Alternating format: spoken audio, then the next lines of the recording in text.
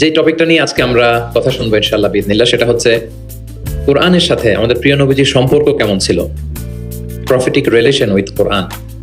আল্লাহ রাসূল সাল্লাল্লাহু আলাইহি ওয়া আলিহি ওয়াসাল্লামের সাথে কোরআনের সম্পর্ক, অ্যাটাচমেন্টটা কেমন ছিল, how was his relationship with the Quran. কিভাবে তিনি কোরআনকে ধারণ করতেন নিজের মধ্যে, কিভাবে কোরআনকে লালন করতেন, কোরআনকে কতটুকু সময় দিতেন।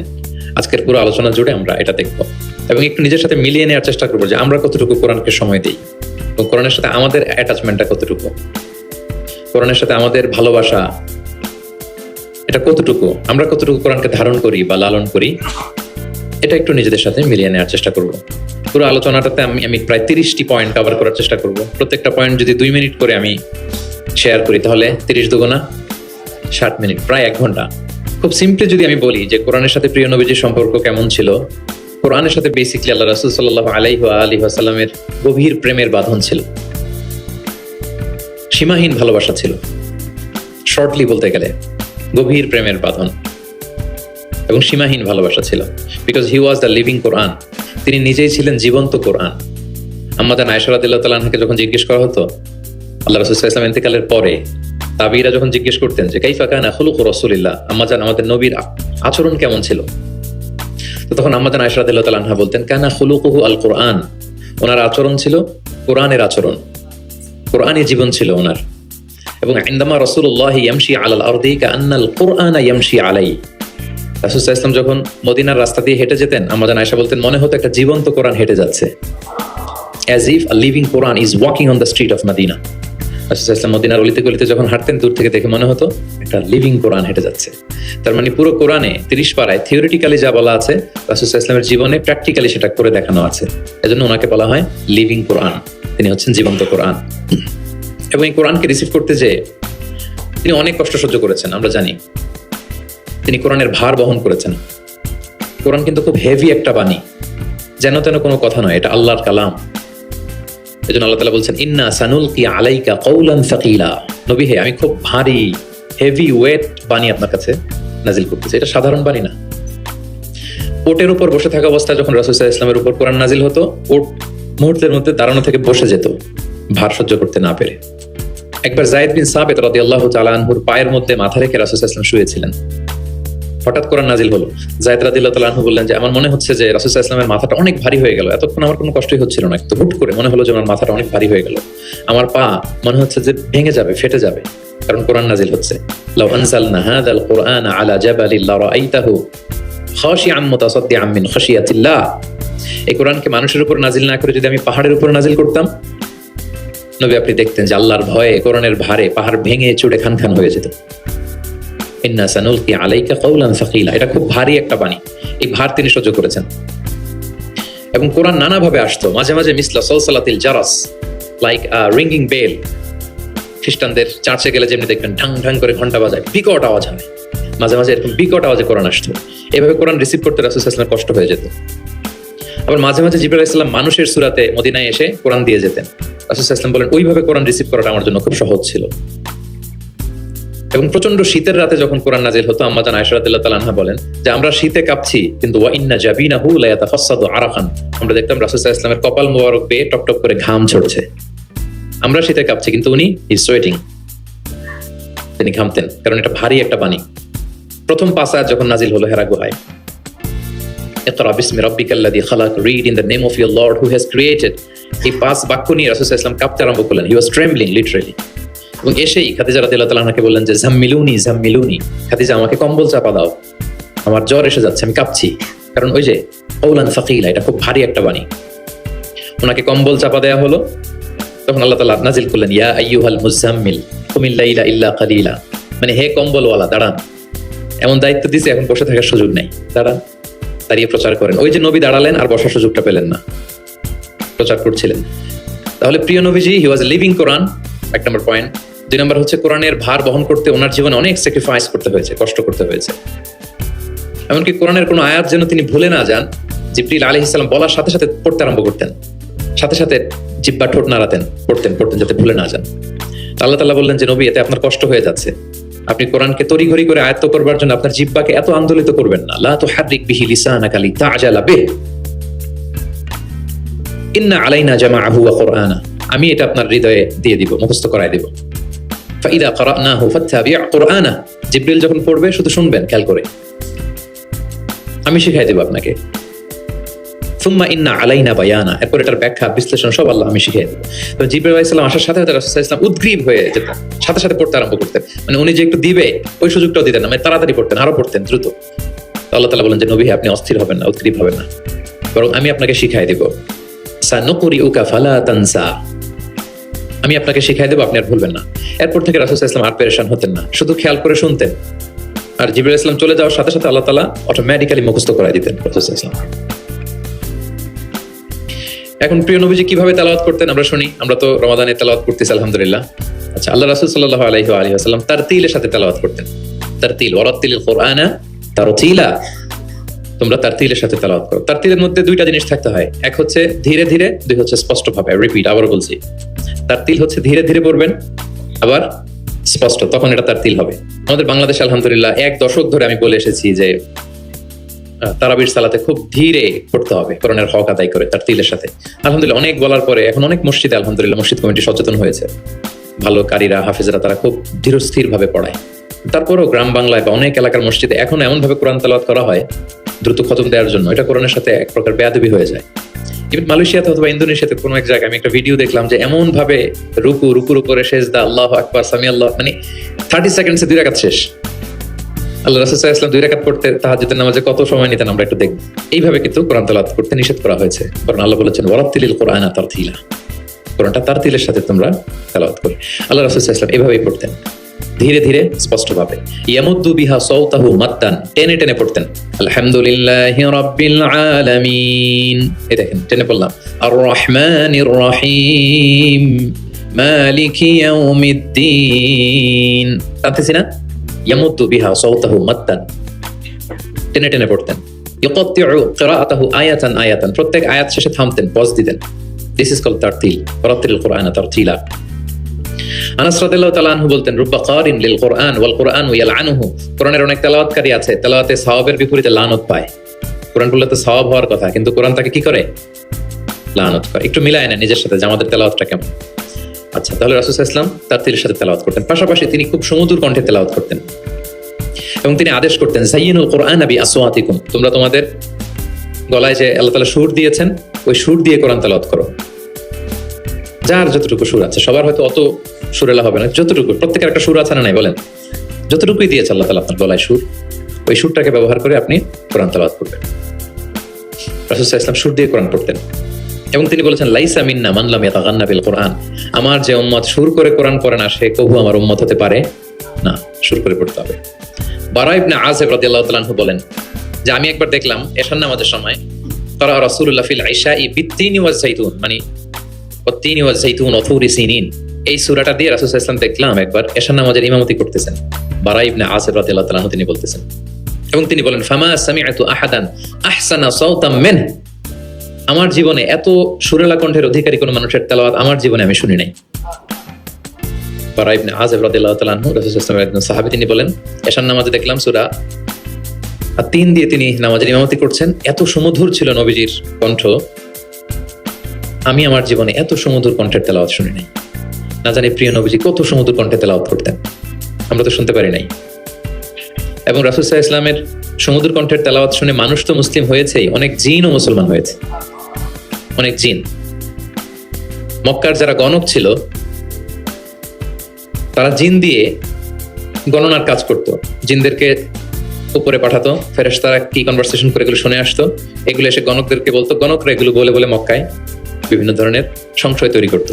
কিন্তু যখন কোরআন নাজিল হওয়া শুরু হলো, আকাশের নিরাপত্তা জোরদার করা হলো, এখন আর জিনারা উপরে যেতে পারে না, উপরে গেলে আগুনের গোলা ছোড়া হয় ওদের গায়ে। এবার জিনারা একটা মিটিং বসলো, তারা বলতেছে ঘটনা কি, আগে তো অনেক ফেরেশতাদের কথা শুনে এসে গণকদের বলে দিতে পারতাম, এখন তো এই সুযোগটা নাই, ঘটনা কি, হোয়াট হ্যাপেন? নিশ্চয়ই পৃথিবীতে এমন নতুন কিছুর আগমন ঘটেছে যেটার প্রভাবে ঊর্ধ্ব জগতের নিরাপত্তা বলয়কে আরো মজবুত করা হয়েছে। কি সেটা খুঁজতে খুঁজতে খুঁজতে খুঁজতে একদল জিন রাসূল সাল্লাল্লাহু আলাইহি ওয়াসাল্লাম উকাজের এক বাজারের দিকে যাচ্ছিলেন, ইন দ্য মিন টাইম ফজরের সালাতে তিনি নামাজের ইমামতি করছেন, ওই সময়ে একদল জিন পাশ দিয়ে যাচ্ছিল। হঠাৎ তারা দাঁড়িয়ে থমকে দাঁড়ালো, দেখে যে আল্লাহ রাসূল সাল্লাল্লাহু আলাইহি ওয়াসাল্লাম কোরআন তেলাওয়াত করছেন। এই কোরআনের বাণী তারা কখনো শুনে নাই, তারা শুনে অবাক, এবং এই তথ্য নিয়ে জিনদের সর্দারের কাছে যেয়ে বলল, ঘটনা তো এটা, এটার কারণে এখন আকাশের নিরাপত্তা বেশি, আমরা আর উপরে যেতে পারি না। তারা যে বললো যে আমরা ঈমান এনে ফেলছি ওই নবীর উপর, ইন্না সামি'না কুরআনান আজাবা ইয়াহদি ইলা রুশদি ফাআমান্না বিহ। তারা বললো যে আমরা কি আজীব কোরআন শুনে আসলাম যেটা সত্যের এবং হেদায়েতের দিকে পথ দেখায়, এবং ওয়ালান নুশরিকা বিরাব্বিনা আহাদা, আমাদের রবের সাথে আমরা শিরক করব না, আমরা আর মুশরিক থাকবো না, আমরা ঈমান এনে ফেললাম। তাহলে আল্লাহ রাসূল সাল্লাল্লাহু আলাইহি সাল্লামের সমুদ্র কণ্ঠের তেলাওয়াত শুনে শুধু মানুষ নয়, বরং জিনেরাও ইসলাম ধর্ম গ্রহণ করেছে। আল্লাহ রাসূল সাল্লাল্লাহু আলাইহি ওয়াসাল্লাম তেলাওয়াতের মাঝখানে মাঝে মাঝে খুব কান্না করতেন, বিশেষ করে রাতের নামাজে কান্না ভেজা কণ্ঠে তেলাওয়াত করতেন। আমরা কি করি? অর্থই তো বুঝতে পারতেছি না, কোথায় কাঁদবো আর কোথায় একটু আনন্দ পাবো। দেখবেন যে কাবা ঘরের ইমামরা যখন জান্নাতের আয়াত আসে একটা ভিন্ন মাকামে পড়ে, যে মাকামের মধ্যে একটা খুশি প্রাণবন্ত একটা ভাব। আবার জাহান্নামের আযাবের আয়াত যখন আসে তখন কান্নার মাকামে পড়ে, এবং এমন ভাবে ডুকরে ডুকরে কাঁদে, মুসল্লিরাও কাঁদে। আল্লাহ রাসূল সাল্লাল্লাহু আলাইহি ওয়াসাল্লাম মাঝরাতে যখন কিয়ামুল লাইল, তাহাজ্জুদ এগুলো পড়তে দাঁড়াতেন, দীর্ঘ সময় কোরআন পড়তেন। এত দীর্ঘ সময় পা ফুলে যেত, হাত্তা তাতাফাত্তারা কাদামা, পা দুটো ফুলে মোটা হয়ে যেত, এরকম দীর্ঘ সময় দাঁড়িয়ে থাকতেন।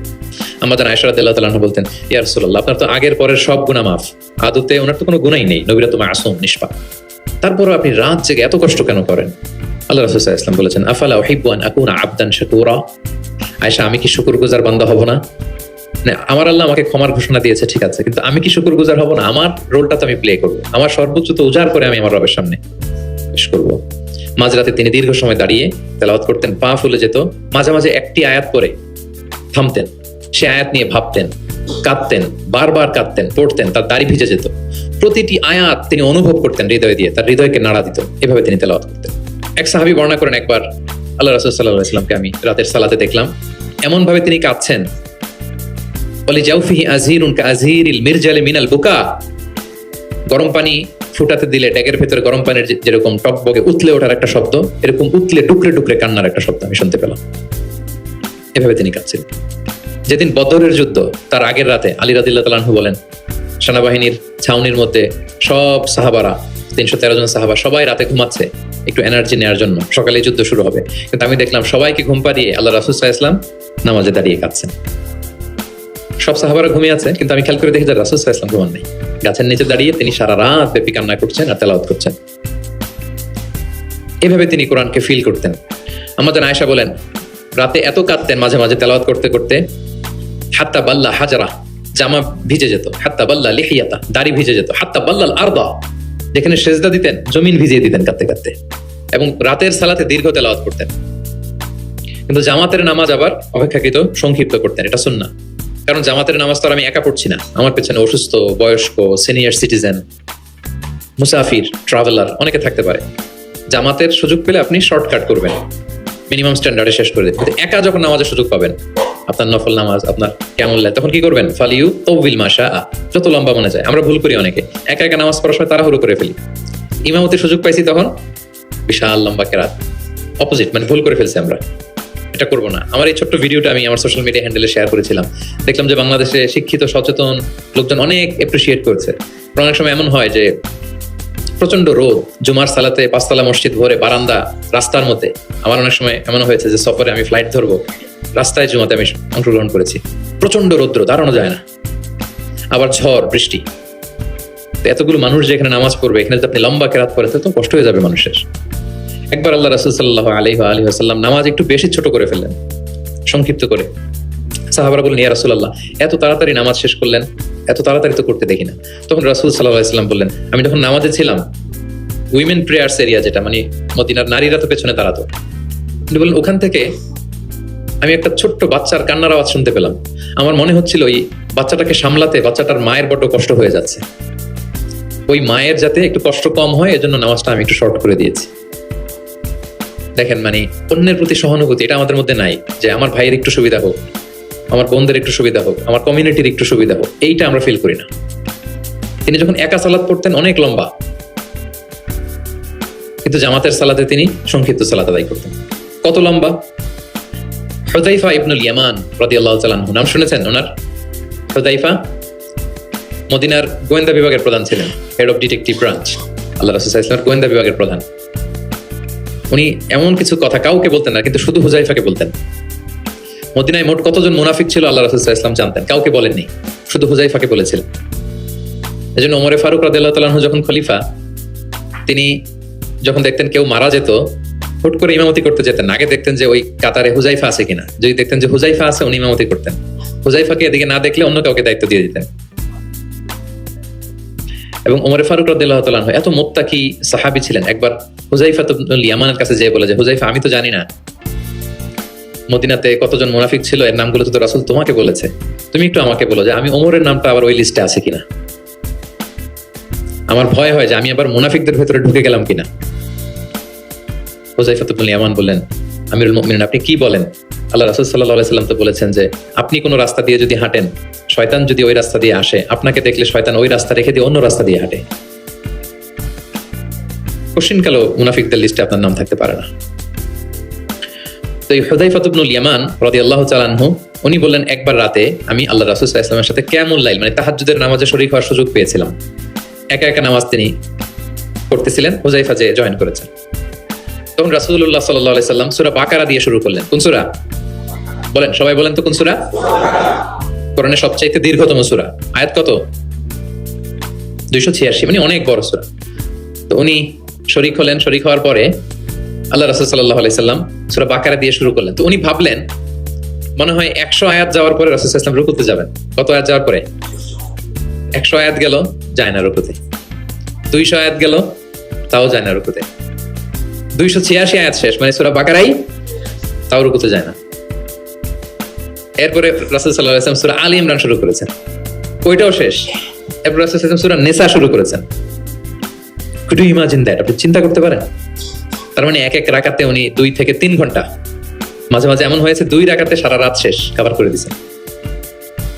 এবং হুযায়ফা বলেন, আমার কাছে মনে হলো যতক্ষণ তিনি দাঁড়িয়ে তেলাওয়াত করছিলেন ঠিক ততক্ষণ আবার রুকুতে ছিলেন, যতক্ষণ রুকুতে ছিলেন ঠিক ততক্ষণ আবার সিজদায় লুটিয়েছিলেন। 2 রাকাতে পুরো রাত তিনি শেষ করে দিয়েছেন। তাহলে রাতের সালাতে তিনি দীর্ঘ তেলাওয়াত করতেন। সব সময় তিনি তেলাওয়াত মুখর সময় কাটাতেন, দাঁড়িয়ে, বসে, শুয়ে, হাঁটা অবস্থায়, আরোহী অবস্থায়, সব সময়। অজু থাকা অবস্থায়, অজু না থাকা অবস্থায়। অজু চলে গেলেই রাসূল সাল্লাল্লাহু আলাইহি ওয়াসাল্লাম সাথে সাথে অজু করে ফেলতেন, কিন্তু অজু নেই ওই অবস্থায়ও তিনি কোরআন তেলাওয়াত করেছেন। ইবনুল কাইয়িম আল জাওজিয়া যাতুল মাআদ ফি হাদি খায়রিল ইবাদ, একটা বিখ্যাত সিরাত গ্রন্থে তিনি বলেন, লাম ইয়াকুন ইয়ামনাহু মিন কিরাআতিহি ইল্লাল জানাবা। গোসল ফরজ হয় যেই পরিস্থিতিতে, ওই পরিস্থিতি ছাড়া কোনো কিছু রাসূল সাল্লাল্লাহু আলাইহি ওয়াসাল্লামকে কোরআন তেলাওয়াত থেকে বিরত রাখতে পারতো না। মানে গোসল ফরজ হয় কোন কারণে আপনারা তো জানেন।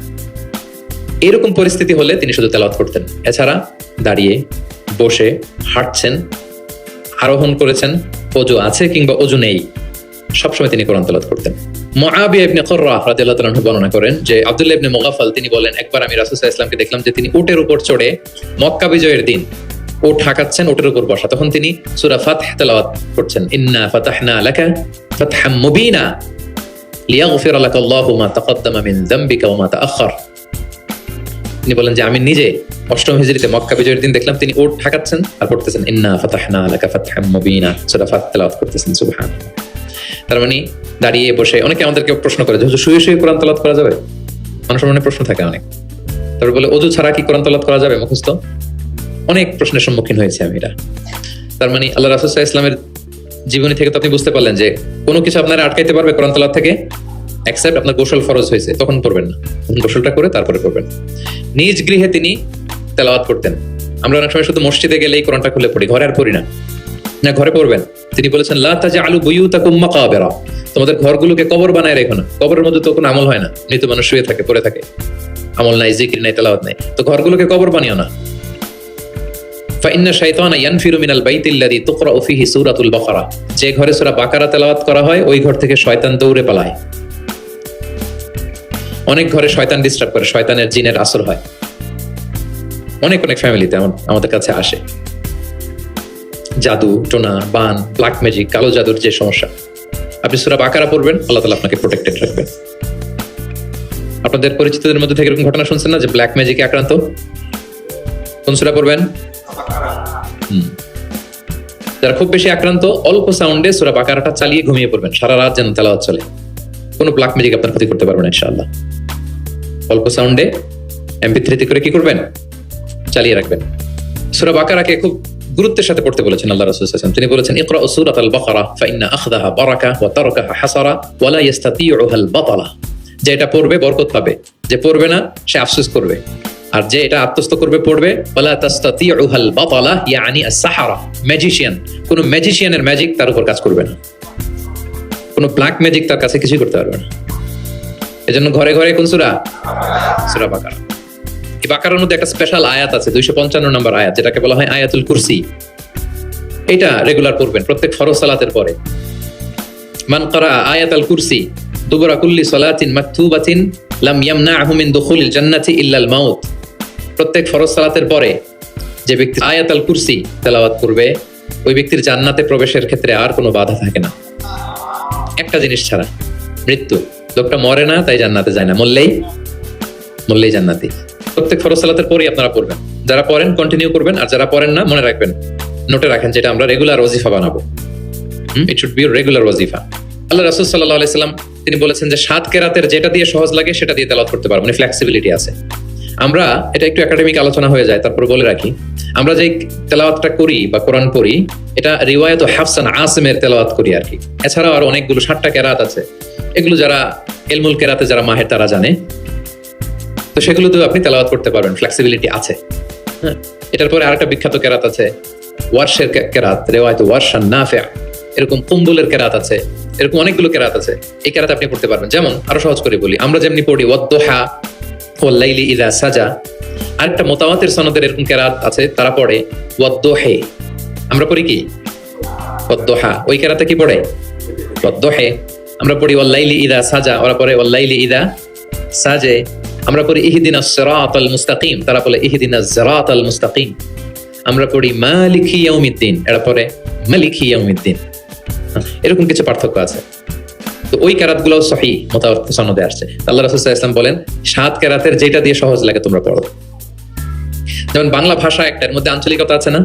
নোয়াখালীর এরাও বাংলা বলে কিন্তু একটু ভিন্ন, সিলেটের ভাইরা একটু ভিন্ন, চট্টগ্রামের এরা বাংলাইতে বলে নাকি, চট্টগ্রামের লোকের কোন ভাষায় কথা বলে? ফার্সিতে, বাংলা, কিন্তু আপনি হয়তো বুঝবেন না, এমন শব্দ আপনি বুঝবেন না, কিন্তু তারা প্রত্যেকেই বাংলা বলে। তো একই আরবির মধ্যেও অনেক আঞ্চলিকতা আছে।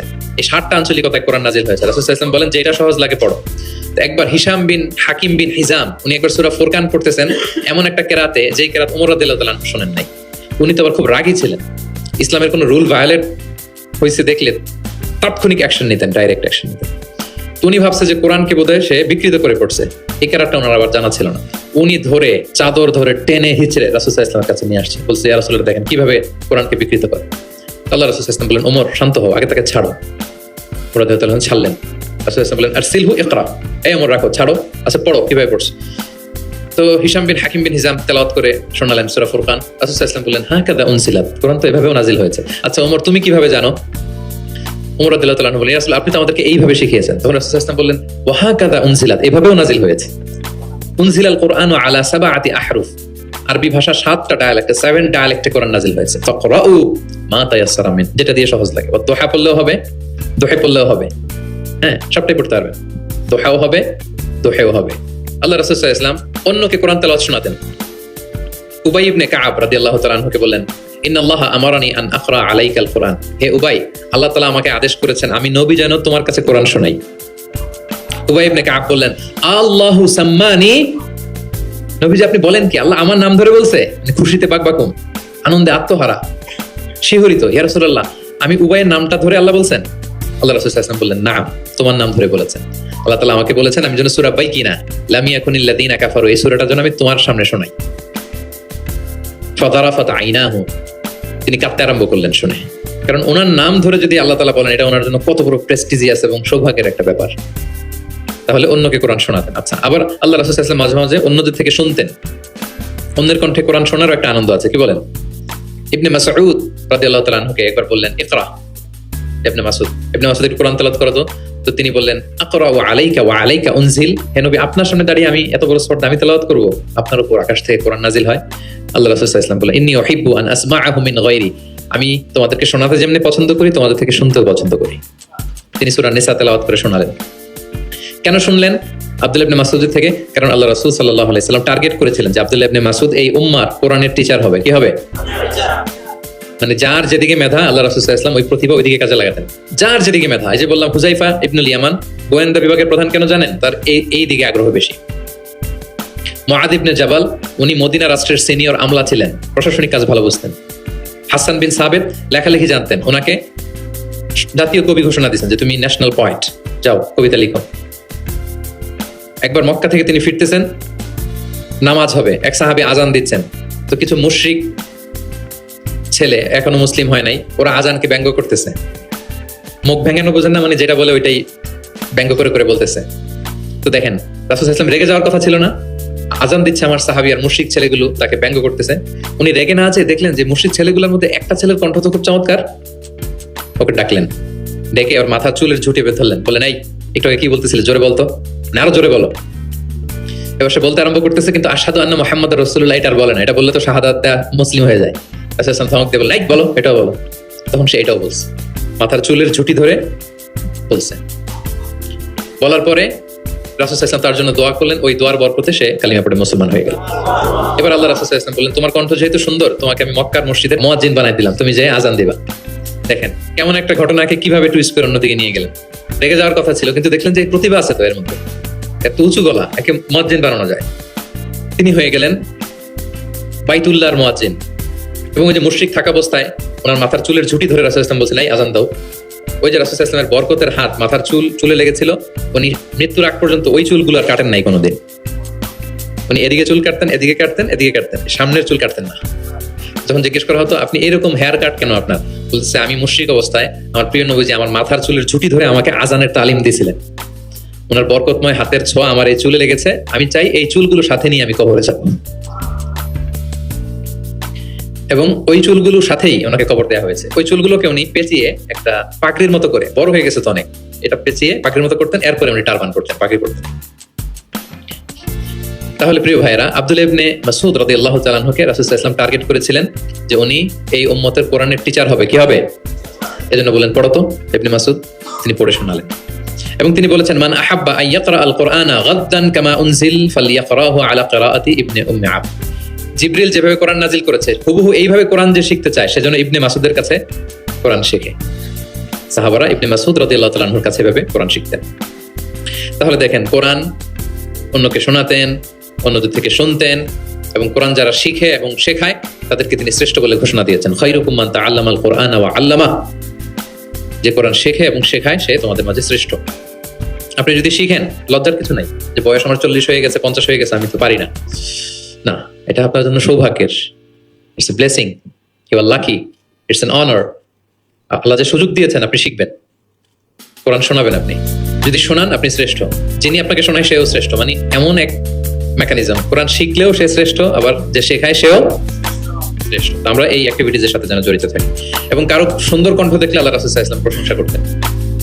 আবু মুসা আল-আশআরী রাদিয়াল্লাহু তাআলা আনহু একবার মসজিদে নববীতে তেলাওয়াত করতেছিলেন, আল্লাহ রাসূল সাল্লাল্লাহু আলাইহি ওয়াসাল্লাম পাশ দিয়ে যাচ্ছেন। আরেক বর্ণনা আছে ওনার ঘরে তেলাওয়াত করতেছিলেন, উনি রাতে ওনার বাসার পাশ দিয়ে যাচ্ছেন।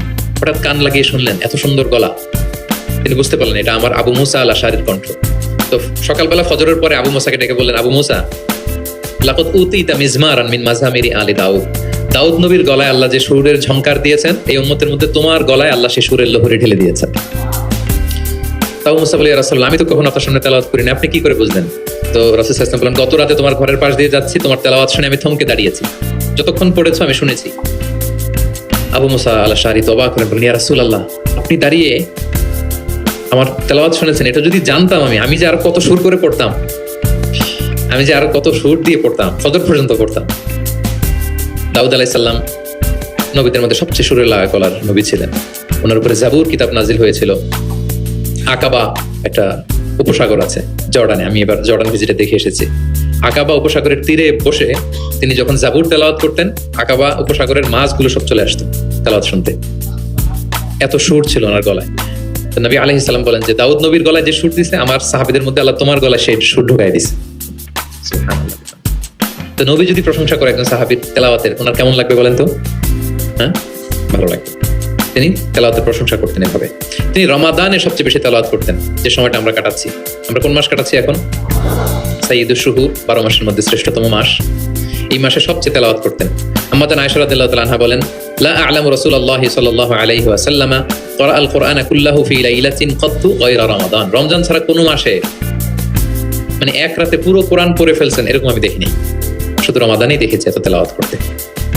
এবং বছরব্যাপী যা নাজিল হতো আল্লাহ রাসূল সাল্লাল্লাহু আলাইহি সাল্লাম রমাদানে সেটা রিভাইজ করতেন। এবং রমাদানের প্রতি রাতে জিবরিল আলাইহিস সালামের সাথে রাসূল সাল্লাল্লাহু আলাইহি ওয়াসাল্লাম মিটিং হতো প্রতি রাতে। তার মানে 30 দিনে কয়টা মিটিং? 30টা মিটিং। কি হতো এই মিটিংয়ে? সারা বছর যা নাজিল হয়েছে রাসূল সাল্লাল্লাহু আলাইহি ওয়াসাল্লাম জিবরিল আলাইহিস সালামকে সেটা শোনাতেন, আবার জিবরিল আলাইহিস সালাম রাসূল সাল্লাল্লাহু আলাইহি ওয়াসাল্লামকে শোনাতেন, দুই পক্ষ থেকে।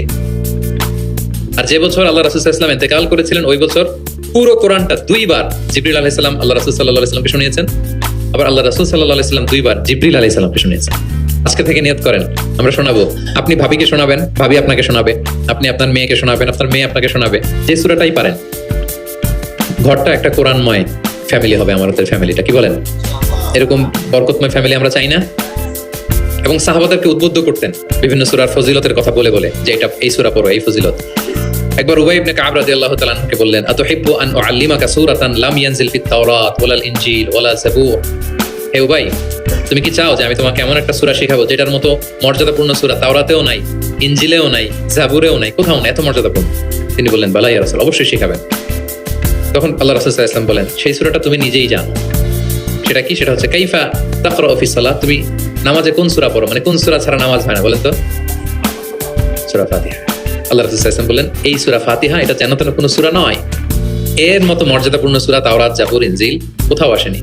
ইন্নাহা লাহিয়া সাবউল মাসানি ওয়াল কুরআনুল আযীম, এটা নিত্য পাঠনীয় সপ্ত বাক্য। সূরা ফাতিহায় মোট কয়টা বাক্য?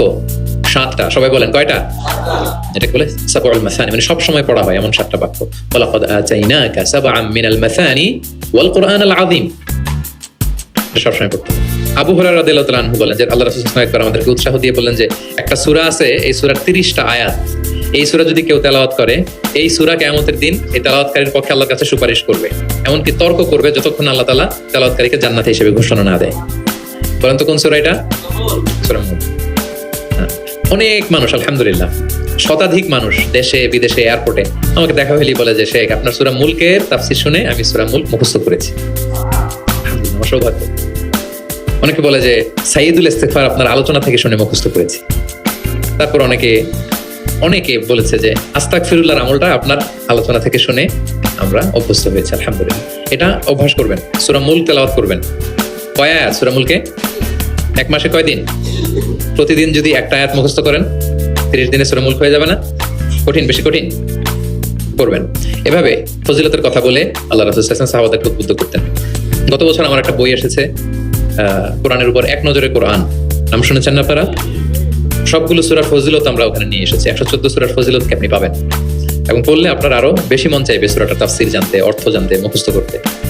এই সূরার ফজিলত কি, সূরার মূল আলোচনা কি, এই সূরা নাজিলের প্রেক্ষাপট কি, এর মধ্যে লেসন কি, মেজর থিম কি, আমি যেভাবে তাফসীর করে আপনাদেরকে শোনাই ওইভাবেই সহজ করে প্রত্যেকটা সূরা 5 থেকে 6 পৃষ্ঠায় কভার, যত বড় সূরা হোক একেবারে সামারি নিয়ে এসেছি।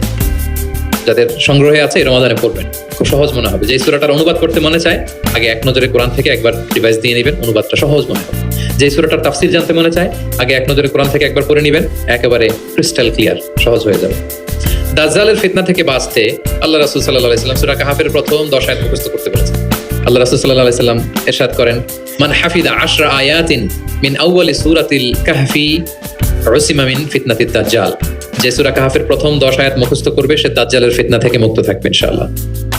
মুখস্থ করবেন সূরা কাহাফের প্রথম কয় আয়াত? 10 আয়াত।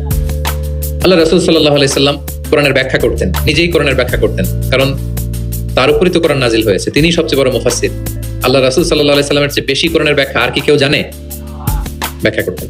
একবার তিনি আল্লাযীনা আমানু ওয়া লাম ইয়ালবিসু ঈমানাহুম বিযুলমিন উলাইকা লাহুমুল আমনু ওয়া হুম মুহতাদুন। আর ঈমানের সাথে জুলুমকে মেশায়নি, তাদের জন্য আছে নিরাপত্তা এবং হেদায়েত। সাহাবারা অবাক হলেন, ইয়া রাসূলুল্লাহ, আমাদের মধ্যে এরকম কে আছে যে ঈমানের সাথে জুলুম মিশায় নাই, মানে ঈমান আনার পরে কোনো পাপ করি নাই, কম বেশি পাপ তো আমাদের হয়েছে, জুলুম তো হয়েছে, তাহলে আমরা কি নিরাপত্তা হেদায়েত পাবো না?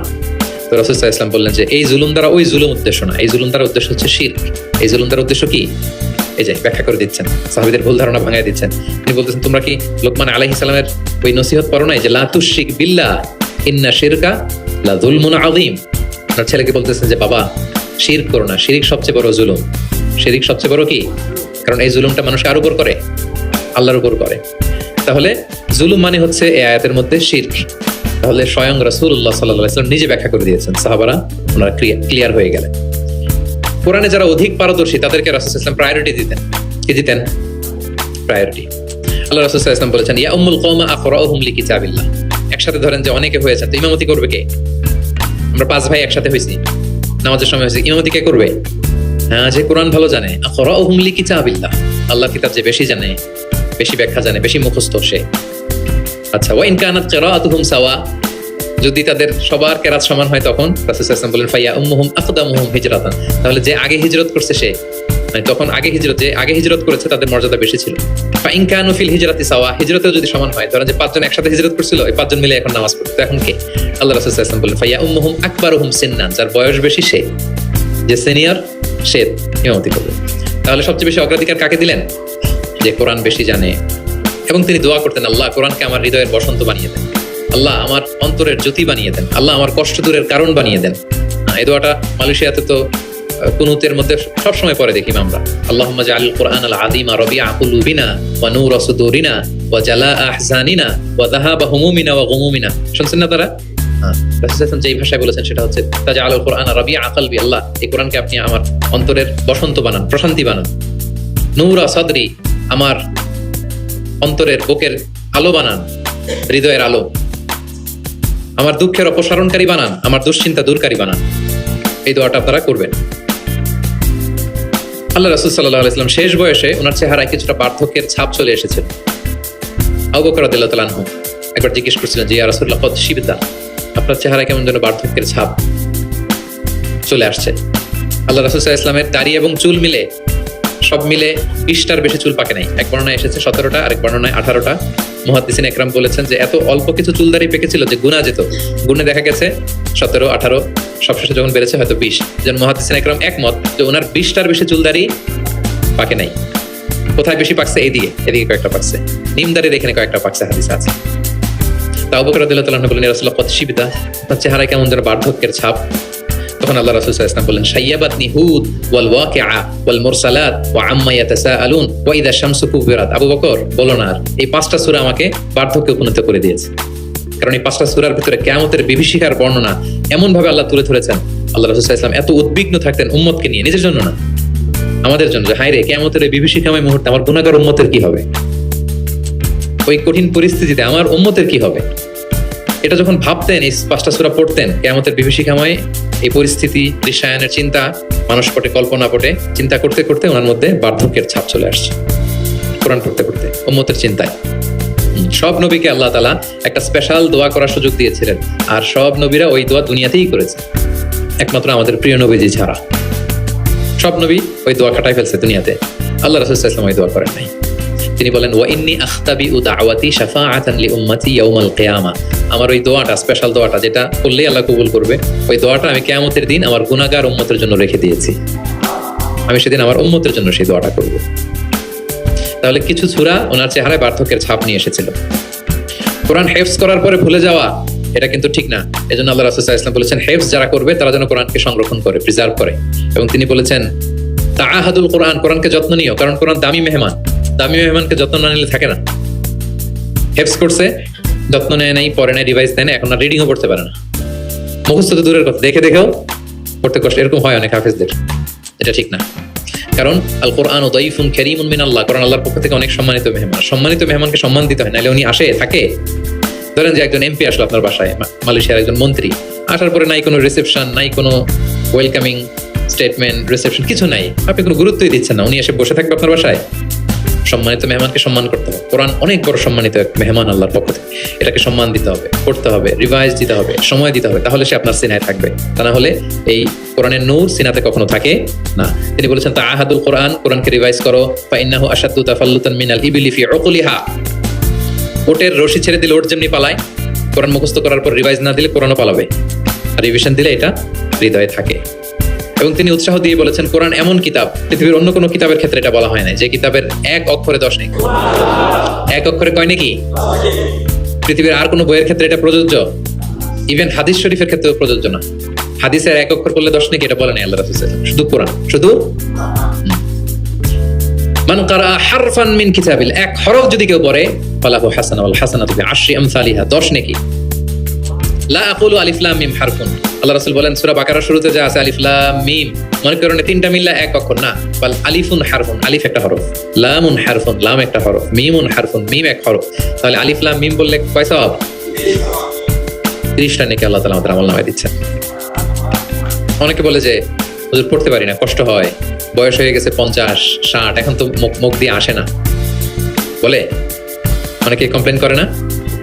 রাসূল সাল্লাল্লাহু আলাইহি ওয়াসাল্লাম তাদেরকে সুসংবাদ দিয়েছেন, বলেছেন যাদের বয়স হয়ে গেছে ওয়াল্লাযী ইয়াকরাউল কুরআন ওয়া ইয়াতাতাউ ফি, পড়তে গেলে জিহ্বায় আটকে যায়, এটাকে আরবিতে বলে ইয়াতাতাউ, মানে গিরা লেগে গেছে, জিহ্বায় আটকে যায়। তো যার আটকে যায়, কষ্ট হয়, যদি সে কোরআন পড়ে ফালাহু আজরান, তার ডাবল সওয়াব। কোরআন পড়তেছে এটার সওয়াব, ওই যে আটকাইতেছে ওইটার আরেক সওয়াব। কষ্ট হচ্ছে যে শাকুন আলাইহি লাহু আজরান, তার ডাবল সওয়াব। এবার বলেন কষ্ট হলে কি পড়া বন্ধ করে ফেলবেন? তো কি করবেন? আরো চেষ্টা করবো, আরো পড়বো, কারণ প্রতিনিয়ত আল্লাহ তাআলা আমার আমলনামা ভারী করছেন। এবং এই যে কোরআনের মজলিসে হাজির হলে আল্লাহ রাসূল সাল্লাল্লাহু আলাইহি ওয়াসাল্লাম উৎসাহিত করেছেন যে কোরআনের মজলিসে হাজির হলে কি হয়? ইয়াতলুনা কিতাবাল্লাহ, যেখানে কোরআনের আলোচনা হয়, ওয়া ইয়াতাদারাসুনা বাইনাহুম ইল্লা নাযালাত আলাইহিমুস সাকিনা, প্রশান্তি নেমে আসে, আসমানি প্রশান্তি। আপনি প্রশান্তি ফিল করতেছেন? সাকিনা হৃদয়ে? এই যে আজকের এই প্রোগ্রামে আপনি যেটা ফিল করতেছেন, পৃথিবীর কোনো গেট টুগেদার, কোনো ফাংশন, কোনো প্রোগ্রামে কি এই প্রশান্তি আপনি পান? পাইলে বলেন পাবেন? কোরআনের যে মাজলিস, ওটাতে বসলে একটা আলাদা আসমানি প্রশান্তি। হাফাতহুমুল মালাইকা, ফেরেশতারা ঘিরে রাখে এই প্রোগ্রাম। কি করে? আজকে আপনাদের সিকিউরিটি দিতেছে কারা? পুলিশ, বিশেষ ফোর্স, কারা? ফেরেশতারা। মালাইকাতুল্লাহ ওয়া যাকারাহুমুল্লাহু ফিমান ইনদা, এবং আল্লাহ তাআলা ফেরেশতাদের সামনে গর্ব করে বলে, দেখো আমার বান্দারা আমাকে দেখে নাই, জান্নাত দেখে নাই, জাহান্নাম দেখে নাই, কোরআন করে বিশ্বাস করেই আজকে চলে আসছে, গর্ব করে বলতে থাকে। তখন আল্লাহ বলে যে এই বান্দারা কি চায়, আজকে যা চাবে তাই দিয়ে দেব। যেন ইফতারের পূর্ব মুহূর্তে দোয়া কবুলের একটা মাহেন্দ্রক্ষণ, আমরা যেন এই সময়টাকে কাজে লাগাই, আমরা আল্লাহর কাছে দোয়া করব। আর এত এত ফজিলতের পরেও যারা কোরআন পড়ে নাই, তাদের নসিবে কি থাকবে বলেন? আল্লাহ রাসূল সাল্লাল্লাহু আলাইহি ওয়াসাল্লাম তাদের বিরুদ্ধে স্বয়ং মামলা দায়ের করবেন, যার সুপারিশ ছাড়া আমরা জান্নাতের চেহারা দেখব না। ওই নবী তার বিরুদ্ধে দাঁড়াবে।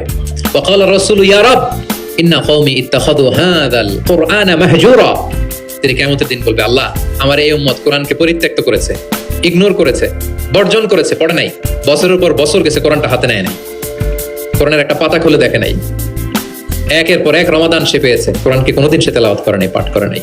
আচ্ছা বলেন, যেই নবীর সুপারিশ ছাড়া আমরা জান্নাতে যাওয়া কল্পনাও করতে পারি না, ওই নবী যদি আপনার বিরুদ্ধে মামলা দায়ের করে, তাহলে তো জান্নাত ফকফকা একেবারে, নাকি? জান্নাতের রাস্তা ক্লিয়ার না?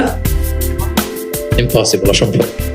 খবরদার প্রিয় ভাইরা, একটু রিভাইজ করেন কোরআনের সাথে আমাদের সম্পর্ক কেমন, প্রিয় নবীজির সম্পর্ক কেমন তো আমরা শুনলাম, আমরা একটু দেখি যে আসলে আমাদের সম্পর্ক কেমন। আমরা নিজেরা শোনাই কিনা অন্যকে, অন্য থেকে শুনি কিনা, রাত্রিবেলা তেলাওয়াত করার সময় কান্না করি কিনা, চেষ্টা করি কিনা, অর্থ পড়ি কিনা, তাফসির করি কিনা, কোরআন অনুযায়ী জীবনটা গড়ি কিনা, আমল করি কিনা, একটু নিজের সাথে নিজে বোঝাপড়া করেন। তাহলে আল্লাহ রাসূল সাল্লাল্লাহু আলাইহি ওয়া আলিহি ওয়াসাল্লাম যেভাবে কোরআনের সাথে নিজের সম্পর্ক করেছেন, আমরা ওইভাবে নিজেদের সাথে কোরআনের সম্পর্ক করতে চাই। কি বলেন? চাই কি চাই না? এই রমাদানে আমাদের সময়গুলো কোরআনময় হোক, আমরা চাই। ধীরস্থির ভাবে পড়বেন। আজকে তো আমরা বললাম কিভাবে পড়বেন, 4G গতিতে নাকি 5G স্পিডে, তার তিলের সাথে স্পষ্ট ভাবে ধীরে ধীরে। অনেকে কোরআনের খতম তুলতে যায়, কোরআনের খতম দিয়ে ফেলায়, লানত করবে কোরআন তাদের প্রতি। এটা করবেন না আমার প্রিয় ভাই, ধীরস্থির ভাবে তেলাওয়াত করুন, কোরআনের বঙ্গানুবাদ পড়ুন। এক নজরে কোরআন, এটা আমরা তৈরি করেছি, এরকম বই বাংলা ভাষায় হয় নাই। বাংলায় মাশাআল্লাহ অনেক অনুবাদ হয়েছে, আলহামদুলিল্লাহ, অনেক বাংলায় তাফসীর হয়েছে আলহামদুলিল্লাহ, কিন্তু কোরআনের সার নির্যাস আসে নাই। ইংরেজিতে আমি পেয়েছি, আরবিতে কিছু বই পেয়েছি, কিন্তু বাংলায় হয় নাই। অনেক সাধনার ফসল এটা, হাতে নিলে বুঝতে পারবেন যে কি শ্রম দেওয়া হয়েছে, এটা সহজ করে আপনাকে বুঝায় দেওয়া হবে, সেটা পড়বেন। এবং যে সূরাগুলোকে আল্লাহ রাসূল সাল্লাল্লাহু আলাইহি ওয়াসাল্লাম বিশেষভাবে তেলাওয়াত করতে বলেছেন, তেলাওয়াত করবেন। সূরা কাহাফ জুমাবারে তেলাওয়াত করবেন, করেন তো? কোন সূরা? সূরা কাহাফ। ফজরের পরে সূরা ইয়াসিন, ফজরের পরে মাগরিবের পরে ওয়াকিয়া পড়বেন, মাগরিবের পরে এশার পরে সূরা মুলক, এশার পরে রাতে ঘুমোতে যাওয়ার আগে সূরা বাকারার শেষ 2 আয়াত আমানা রাসূল করেন। মান ক্বারা আয়াতাইন মিন আখিরি সূরাতিল বাকারাতি ফি লাইলাতিন কাফাতা, আল্লাহ নবী বলেন, যে ব্যক্তি রাতে ঘুমোতে যাওয়ার আগে সূরা বাকারার শেষ 2 আয়াত পরে ঘুমাতে যায়, ওই রাতের সেফটি, সিকিউরিটি, প্রোটেকশনের জন্য এই আয়াত 2টাই যথেষ্ট হয়ে যায়। সূরা বাকারার শেষ 2 আয়াত পড়বেন, 3 কুল পড়বেন, 3 কুল। কুল আস-সালাসা, 3 কুল। কুল হুয়াল্লাহু আহাদ, কুল আউযু বিরাব্বিল ফালাক, কুল আউযু বিরাব্বিন নাস। 3 কুল পড়বেন ফজরের পরে, মাগরিবের পরে, বিছানায় ঘুমোতে যাওয়ার আগে। আল্লাহ রাসূল সাল্লাল্লাহু আলাইহি ওয়াসাল্লাম এগুলো পরে হাতে ফু দিতেন, লম্বা একটা ফু দিয়ে সারা শরীরে এরকম মেসেজ করতেন, মাস্তাতা, যতটুকু সম্ভব হয়। তাহলে এটা special protection from year Lord. হ্যাঁ, শয়তানের বিপরীতে, ব্ল্যাক ম্যাজিক, জাদু টোনা বানের বিপরীতে প্রোটেকশন নিলেন কার কাছ থেকে? এই ওজিফাগুলো পালন করবেন। যদি করেন আপনার জীবন প্রশান্তিময় হবে, আপনার জীবনের সব হতাশা দূর হবে, ডিপ্রেশন দূর হবে। হ্যাঁ, আসমানি প্রশান্তি নেমে আসবে ইনশাআল্লাহ। আল্লাহ তাআলা আমাদের সবাইকে কথাগুলো বোঝার ও আমল করার তৌফিক দান করুক। আমরা পড়ি আমিন।